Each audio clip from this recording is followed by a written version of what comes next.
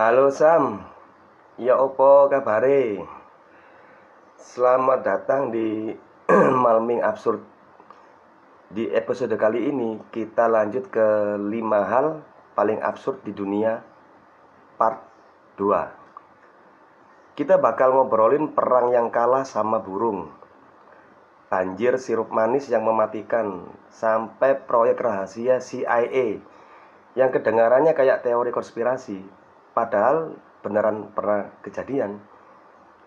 Jadi siapin posisi paling nyaman, tarik nafas pelan-pelan, dan mari kita selami sisi paling absurd dari sejarah manusia.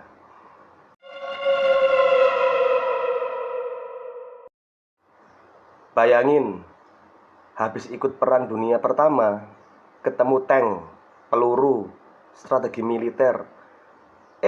Musuh berikutnya burung. Tahun 1932 di Australia, para petani pusing karena ribuan emu masuk ke ladang, makan gandum, ngerusak tanaman. Pemerintah pun kirim tentara beneran, bawa senapan mesin buat perang melawan emu. Masalahnya, emu larinya kenceng, gerombolannya nyebar, susah banget jadi target. Tentara udah nembak ratusan peluru, hasilnya cuma sedikit yang kena. Media waktu itu sampai ngejek, Australia seolah kalah perang lawan burung. Akhirnya operasi dianggap gagal. Emu tetap santai berkeliaran, petani tetap pusing. Dari semua musuh yang mungkin dihadapi negara dengan senjata modern, ternyata yang bikin mereka kewalahan adalah hewan tinggi besar yang bahkan nggak bisa terbang. Absurd kan?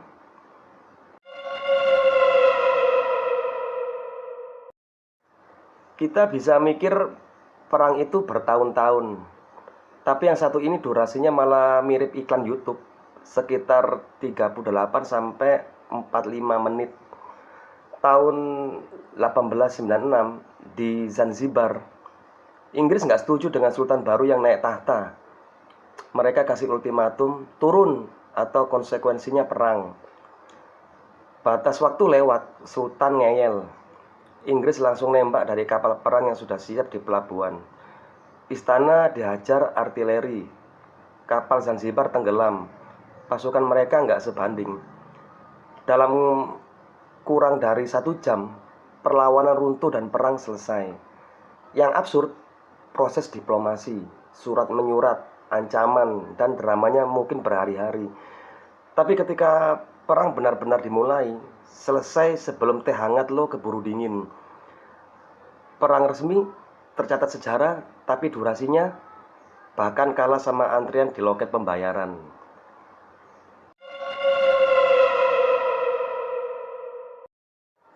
Tsutomu Yamaguchi ini kayak kombinasi antara orang paling sial dan paling beruntung di planet ini.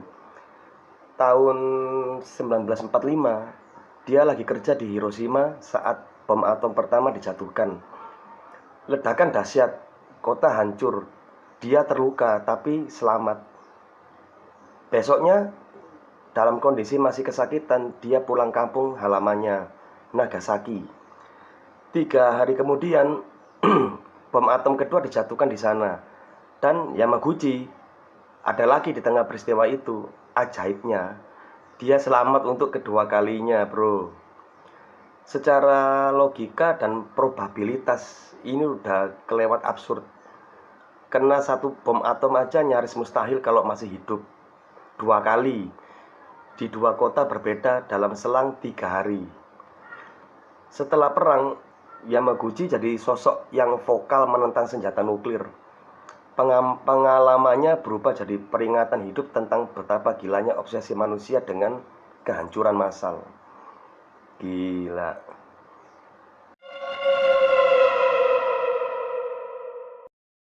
Nah, iki Sam, absurd banget nih. Di Boston, tahun 1919, orang-orang mengalami bencana yang kedengarannya kayak lelucon. Kota kebanjiran molasses, tetes tebu kental mirip sirup gula. Sebuah tangki raksasa berisi jutaan liter molasses meledak dan isinya tumpah ke jalan. Gelombang cairan manis setinggi beberapa meter meluncur dengan kecepatan puluhan kilometer per jam. Kedengarannya kartun banget, tapi nyatanya tragis. Puluhan orang tewas, banyak yang luka, bangunan rusak, hewan tenggelam dalam cairan lengket. Masalah utama, sekali jatuh ke molasses atau tetes tebu, susah banget bangkit karena terlalu kental. Tim penyelamat pun kesulitan bergerak. Selama bertahun-tahun, orang bilang daerah itu masih bau manis. Jadi ini bencana yang kombinasi aneh.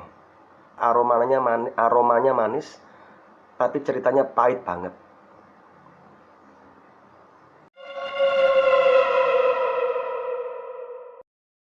Iki terakhir Sam, MK Ultra, kedengarannya kayak teori konspirasi. Tapi ini proyek beneran dari CIA di era Perang Dingin. Mereka takut musuh punya teknologi kontrol pikiran, jadi mereka coba duluan. Caranya, serangkaian eksperimen rahasia pada manusia. Ada yang dikasih LSD tanpa mereka tahu, ada yang dihipnosis, ada yang dipaksa ikut terapi ekstrim. Tujuannya mencari cara memanipulasi pikiran, memecah kepribadian, sampai bikin orang jadi lebih mudah dikendalikan. Banyak korbannya nggak paham mereka jadi objek percobaan. Sebagian dokumen proyek ini akhirnya dihancurkan. Tapi yang tersisa cukup buat nunjukin betapa gilanya eksperimen yang dilakukan atas nama keamanan nasional. Absurdnya di sini, di zaman yang mengaku modern dan rasional, lembaga resmi dengan stempel negara bisa nyoba hal-hal yang kedengarannya kayak plot film horor psikologis. Dan itu semua terjadi di dunia nyata. Absurd kan? Dan itu tadi beberapa kisah nyata paling absurd yang pernah tercatat dalam sejarah manusia. Kalau kamu punya rekomendasi kisah absurd lain yang pengen dibahas di part berikutnya, tulis di kolom komentar. Terima kasih sudah nemenin Malming Absurd kali ini. Bye.